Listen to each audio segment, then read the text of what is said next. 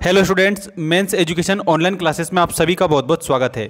आज मैं आपको बताने वाला हूं कक्षा 12वीं हिंदी विषय का टेस्ट पेपर। इसको आप सभी स्टूडेंट याद करेंगे। आप सभी को याद रखना है 80 नंबर का आपका पेपर होने वाला है।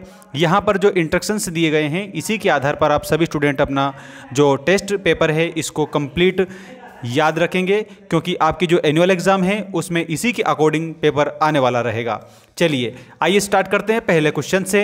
यहाँ पर आपका पहला जो क्वेश्चन है वो आप लोगों को दिया है, जिसमें सही विकल्प का चयन कर लिखिए। सबसे फर्स्ट वाला क्वेश्चन है, पतंग कविता इनमें से किसके लिए प्रसिद्ध है? तो यहाँ पर आप सभी बच्चों को याद रखना है, पतंग जो कविता है वो बिंब विधान के लिए प्रसिद्ध है।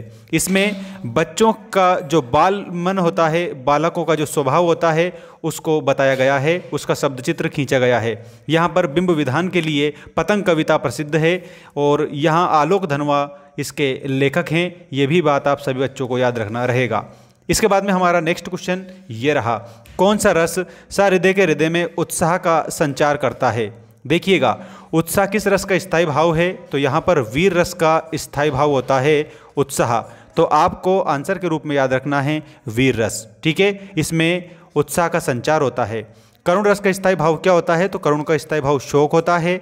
वात्सल्य रस का स्थायी भाव वत्सल होता है और इसके बाद में श्रृंगार रस का स्थायी भाव रति होता है और वीर का उत्साह होता है। तो यहाँ पर उत्साह का भाव आ रहा है, इसलिए इसमें वीर रस है। ठीक है, तो यहाँ आपको याद रखना है उत्साह का संचार कर रहा है। तो अगर मान लो प्रेम का संचार करेगा तो वहाँ पर श्रृंगार होगा, शोक का संचार करेगा तो वहाँ पर करुण होगा और वत्सल का संचार करेगा तो वहाँ पर वात्सल्य रस हो जाएगा। इसके बाद अगला क्वेश्चन है, बाजार दर्शन। बाजार दर्शन पाठ के लेखक का नाम जैनेन्द्र कुमार है। आप सभी बच्चों को मैं एक बात बता देता हूँ, इसमें आप जैनेन्द्र कुमार याद रखेंगे। पाठ का केंद्रीय भाव आपसे पूछा है, तो बाजार दर्शन पाठ का केंद्रीय भाव हो जाएगा बाजारवाद। इसमें बाजार की गतिविधियों का वर्णन किया गया है। यहाँ आप लोगों को ऐसे याद रखना रहेगा। इसके बाद में हमारा नेक्स्ट क्वेश्चन ये रहा, वह अच्छा खेला परंतु हार गया। ये वाक्य है, देखिएगा, लेकिन किंतु परंतु लगा हुआ है, इसलिए आप सभी बच्चों को संयुक्त वाक्य बताना रहेगा और ये रचना के आधार पर वाक्य का भेद है। आपको एक और बात मैं बता देता हूँ, रचना के आधार पर वाक्य के 3 भेद होते हैं। ठीक है, रचना के आधार पर 3 भेद होते हैं। इसके अलावा वाच्य के आधार पर भी आपके 3 भेद होते हैं और उसके बाद में अर्थ के आधार पर आप लोगों के 8 भेद होते हैं। ये बात आप सभी याद रखेंगे। इसके बाद में नेक्स्ट क्वेश्चन ये है, अतीत में दबे पांव पाठ के आधार पर कोठार किस काम में आता होगा? देखिएगा, गांव में अनाज को रखने के लिए मिट्टी की कोटियां बनाई जाती थी, उसको कोठार बोला गया है यहाँ पर, और ये अनाज जमा करने के लिए काम आता है। इसलिए आप लोगों को option number 3 will be correct answer बताना रहेगा। अनाज जमा करने के लिए आपको यहाँ याद रखना है कोठार काम आता है। इसके बाद में इनमें से कौन सा पत्रकार का प्रकार नहीं है? तो जो संवाददाता आपके सामने लिखा हुआ है ये पत्रकार का प्रकार नहीं होता है। बाकी पूर्वकालिक पत्रकार का प्रकार है, अंशकालिक भी है और फ्रीलांसर भी है।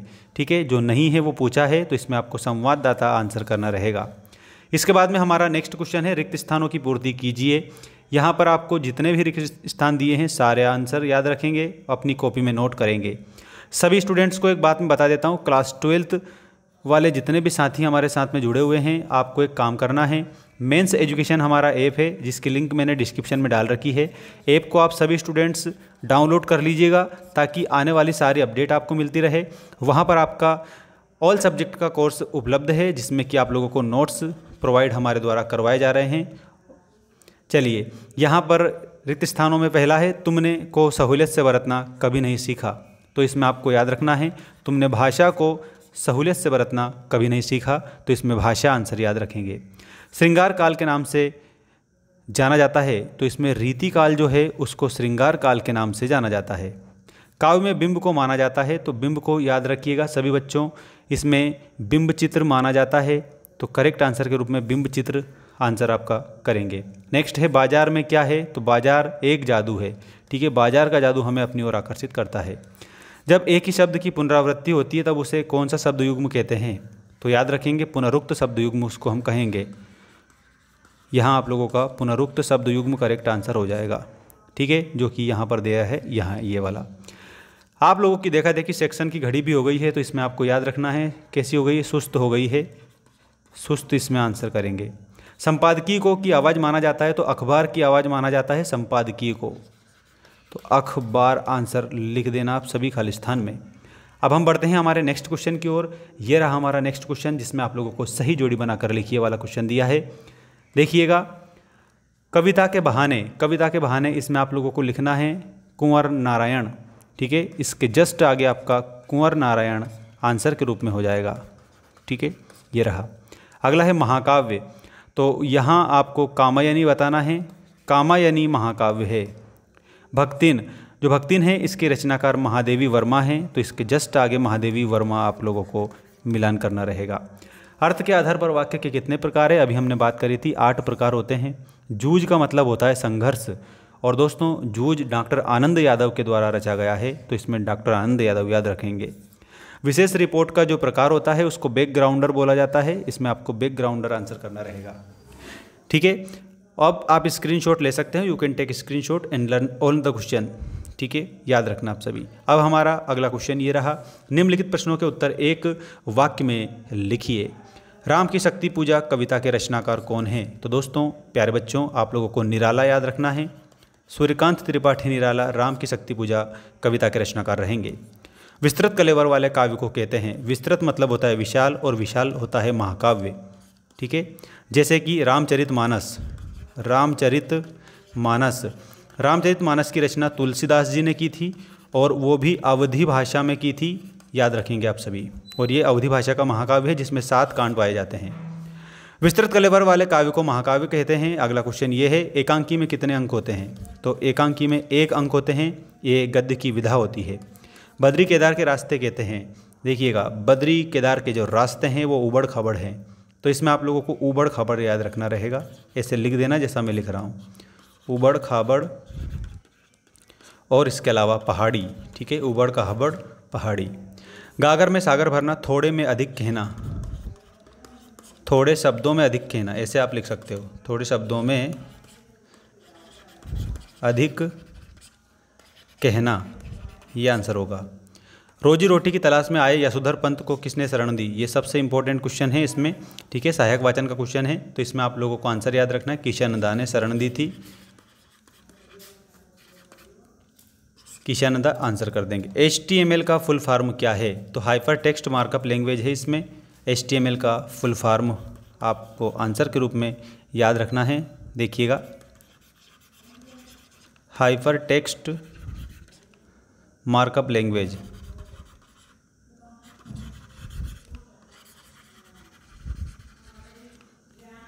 ठीक है, अब आपका सही गलत लिखिए वाला क्वेश्चन आ चुका है।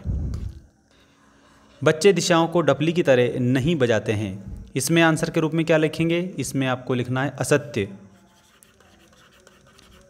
नेक्स्ट है, गेय मुक्तक को प्रगीत भी कहा जाता है, बिल्कुल सही बात है, दिस इज ट्रू, इसमें सत्य लिखेंगे।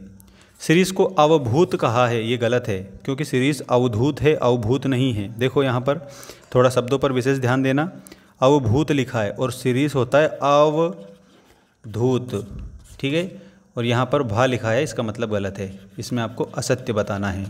ठीक है, ये आपका सही है, ये गलत है। देखिए, लोकोक्ति को कहावत भी कहते हैं, ये बात सही है, लोकोक्ति को कहावत भी कहते हैं। ये 2 शब्दों से मिलकर बनी हुई है, एक तो लोक प्लस उक्ति। ठीक है, अर्थात लोक में जो प्रचलित उक्ति होती है उसको लोकोक्ति कहा जाता है, इसको कहावत भी हम कहते हैं। मनोहर श्याम जोशी को साहित्य अकादमी पुरस्कार से सम्मानित किया गया है, तो यहाँ आपको सत्य के रूप में आंसर बताना है, सत्य। और कब किया गया था? 2005 में उन्हें साहित्य अकादमी पुरस्कार से सम्मानित किया गया था मनोहर श्याम जोशी जी को। नाटक की मूल विशेषता समय का बंधन बिल्कुल ना होना है, असत्य है, क्योंकि नाटक में समय का बंधन होता है, इसमें आप लोगों को असत्य लिखना रहेगा। ठीक है, बाकी आप सभी बच्चों को मैं कह चुका हूँ, एक काम करना है, आपको मेंस एजुकेशन ऐप इंस्टॉल करना है अपने मोबाइल में, और बढ़िया अच्छे से आप लोगों को कंप्लीट अपनी तैयारी करनी है, और वो भी आपका जो एनुअल एग्ज़ाम है उस एनुअल एग्ज़ाम की अच्छे से आप तैयारी करेंगे। ऐप की लिंक मैंने डिस्क्रिप्शन में डाल रखी है, उस पर आप लोगों के नोट्स भी अवेलेबल हैं, आप वहाँ से भी अध्ययन कर सकते हैं। और यूट्यूब चैनल को भी आप सब्सक्राइब करके रखें ताकि सारी अपडेट आपको मिलती रहे। टेलीग्राम की लिंक मैंने डिस्क्रिप्शन में डाल रखी है, इंस्टाग्राम की लिंक भी मैंने डिस्क्रिप्शन में डाल रखी है, तो वहाँ से भी आप हमें फॉलो कर सकते हैं, सारी अपडेट आपको मिलती रहेगी। मिलते हैं नेक्स्ट वीडियो में, धन्यवाद, जय हिंद, वंदे मातरम।